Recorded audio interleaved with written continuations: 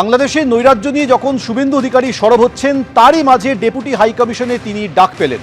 Bangladesh deputy high commission আমাকে ডেকেছে, কাল 5 জন প্রতিনিধি নিয়ে দেখা করতে যাব। বেগবাগানে বিক্ষোভ ছিল, সেই বিক্ষোভের স্থগিতের বার্তা দিয়ে জানিয়েছেন বিরোধী দলনেতা শুভেন্দু অধিকারী।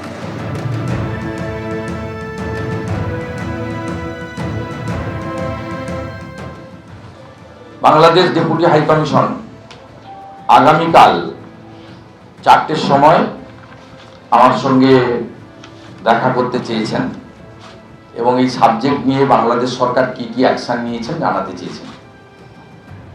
সেই কারণে আগামীকালের যে বড় মোবিলাইজেশনের কথা বলেছিলাম সেটা আমি রিকোয়েস্ট করছি, যারা আসতে চেয়েছিলেন আসবেন না, যদি আসেন দূরে থাকবেন, আমাকে এটা পিসফুলি করতে দেন।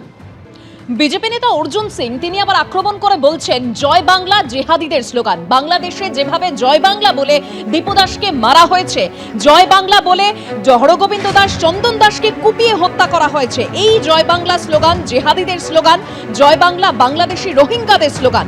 জয় বাংলা বলে সনাতনীদের বাড়ি বাংলাদেশি রোহিঙ্গা পাকিস্তানিরা পোড়াতে এলে তাদেরকে পেটাবো, হুঙ্কার অর্জুন সিং এর।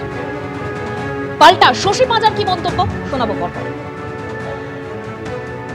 জয় বাংলা বললে যেভাবে চন্দন দীপু দাসকে যেভাবে পুড়িয়ে বাংলাদেশে মারা হয়েছে, জয় বাংলা বলে যেভাবে চন্দন দাস হরগোবিন্দ দাসকে কুপিয়ে কুপিয়ে মারা হয়েছে, তুমি ভাববে না এই জয় বাংলা কিন্তু জেহাদিদের স্লোগান, এই জয় বাংলা কিন্তু বাংলাদেশি রোহিঙ্গাদের স্লোগান। আর এই জয় বাংলা বলে যখনই পশ্চিম বাংলার মধ্যে এই জেহাদিরা আবার কালকে তোমার বাড়ি পোড়াবে না, তখন তোমার কি হাল হবে। আর নিশ্চিত থাকো, জয় বাংলা বলে কোন সনাতনী বাড়ি কোন বাংলাদেশি মুসলমান রোহিঙ্গা পাকিস্তানি পোড়াতে গেলে তাদেরকে থাপড়াবো, তাদেরকে পেটাবো। ভারতীয় জনতা পার্টি আপনি লোকসভাতে কিন্তু আপনারা কত 400 পার, ভারতবর্ষ কিন্তু আপনাকে 400 পার করেনি।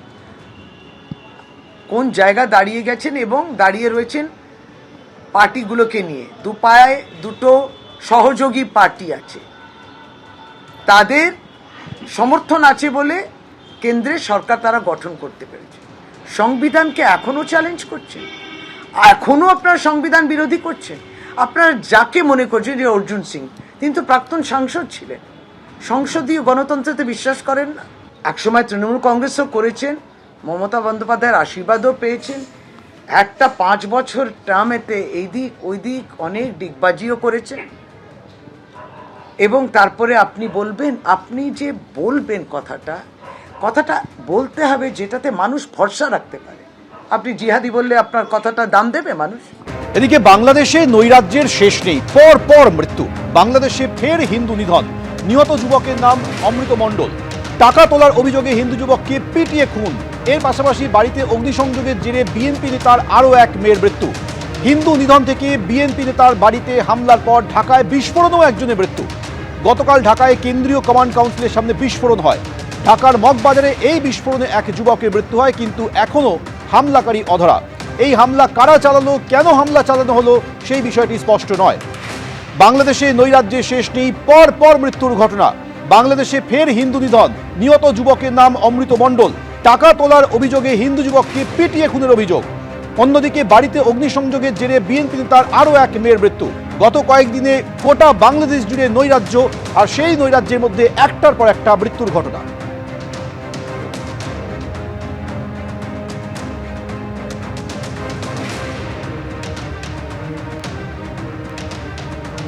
একদিকে বাংলাদেশের এই পরিস্থিতি, ফের হিন্দু যুবকের মৃত্যুর ঘটনা, যার নাম অমৃত মণ্ডল আপনারা শুনলেন। আর এই পরিস্থিতির মধ্যে এবার এরাজ্যের বিরোধী দলনেতা শুভেন্দু অধিকারী আরো একটা 71-এর ডাক দিচ্ছেন, 71-এর হুঙ্কার দিচ্ছেন। তিনি কি বলছেন, যে মৌলবাদী ধর্মান্ধদের হাতে চলে গেছে বাংলাদেশ, বাংলাদেশকে শিক্ষা দিতে আরেকটা 71-এর যুদ্ধ দরকার, ভারত থেকে কয়েকটা ড্রোন পাঠালেই হবে, মন্তব্য শুভেন্দু অধিকারীর।